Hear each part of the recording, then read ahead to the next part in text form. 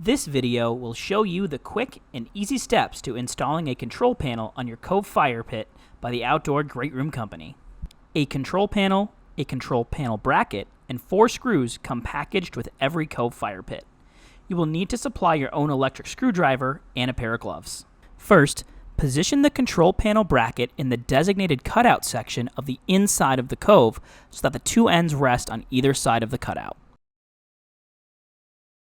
Next, on the outside of the Cove, line up the 4 holes in the corners of the control panel with the 4 holes in the control panel bracket. Using an electric screwdriver, attach the control panel with the 4 supplied screws.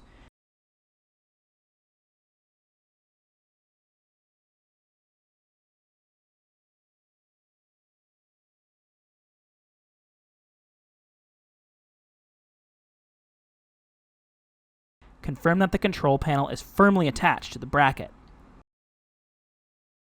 And that's it. The control panel should be attached to your Cove fire pit.